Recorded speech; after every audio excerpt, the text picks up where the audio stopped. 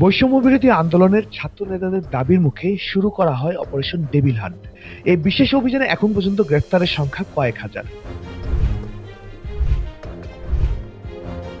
যৌথ বাহিনীর সমন্বয়ে আলোচিত এই অভিযানের উদ্দেশ্য কি এবং সারা দেশে কারা আটক হচ্ছেন সেটি নিয়ে চলছে আলোচনা, দেখা যাচ্ছে কৌতূহল। দেশব্যাপী এই বিশেষ অভিযান শুরুর প্রেক্ষাপট তৈরি হয় গাজীপুরের সাবেক মুক্তিযুদ্ধ মন্ত্রী আকম মোজাম্মেল হকের বাড়িতে হামলা এবং ভাঙচুর এবং সেখানে বৈষম্য বিরোধী ছাত্র আন্দোলনের নেতাকর্মীদের উপর প্রাণঘাতী আক্রমণ ঘটনায়। চলমান বিশেষ অভিযানে দেশের একক জেলা হিসেবে গাজীপুরেই সবচেয়ে বেশি মানুষ গ্রেফতার হয়েছেন। এ অভিযানের বিষয়ে স্বরাষ্ট্র উপদেষ্টা সাংবাদিকদের প্রশ্নের জবাবে বলেছিলেন, দেশের স্থিতিশীলতার বিরুদ্ধে যারা, তারাই মূল টার্গেট। এদিকে ডেভিল হান্ট অভিযানের পর রাজধানী সহ দেশব্যাপী কমেছে চুরি, ছিনতাই, ডাকাতি। ঢাকায় ছিনতাইয়ের হটস্পট ৩৪২টি, যার মধ্যে শুধু মোহাম্মদপুর ও আদাবর এলাকায় আছে ১০৮টি।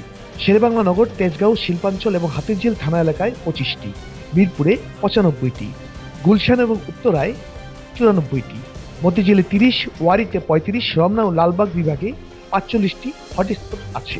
এসব স্পটে ছিনতাইয়ে সক্রিয় রয়েছে প্রায় ১২০০ অপরাধী। এর মধ্যে মতিঝিল এবং পার্শ্ববর্তী এলাকায় ২১২ জন, মিরপুর ও তেজগাঁওয়ে ৩৮৬ জন, রমনা ও লালবাগে ২১৭ জন, উত্তরা এবং গুলশানে ১৫৪ জন, মোহাম্মদপুরে ২০৫ জন ছিনতাইকারী সক্রিয়ভাবে জড়িত রয়েছে। ঢাকা মহানগরের গোয়েন্দা পুলিশ প্রধান বলেন, ক্রাইমজোন নির্বাচন করে সেই অনুযায়ী কাজ চলছে। অপরাধী যেই হোক তাকে আইনের আওতায় আনা হবে। আমাদের গোয়েন্দা প্রতিবেদন বলছে, চুরি, ছিনতাই, ডাকাতির সাথে যারা যুক্ত হচ্ছে তাদের বেশিরভাগের বয়স ১৫ থেকে ৩০-এর মধ্যে।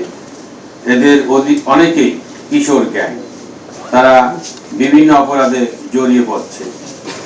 আবার কিছু ফ্যাসিস্ট প্রতিরোধ রাজনৈতিক শক্তি তাদের ইন্ধন দিয়ে অপরাধ কার্যক্রমে জড়িয়ে দিচ্ছে।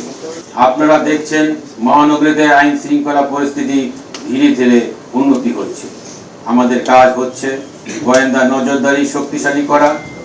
আমরা সেই বিষয়টিতে গুরুত্ব দিচ্ছি।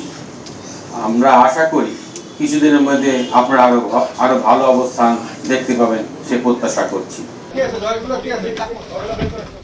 অপারেশন ডেভিল হান্টে পুলিশের সঙ্গে সশস্ত্র বাহিনীর সদস্যরাও সহযোগিতার ভূমিকায় রয়েছেন। অপারেশন ডেভিল হান্ট নামে এই অভিযানটি কতদিন ধরে চলবে সেটি সুনির্দিষ্ট করেনি সরকার। শাহরিয়ার জামান দ্বীপ, ভিউজ বাংলাদেশ, ঢাকা।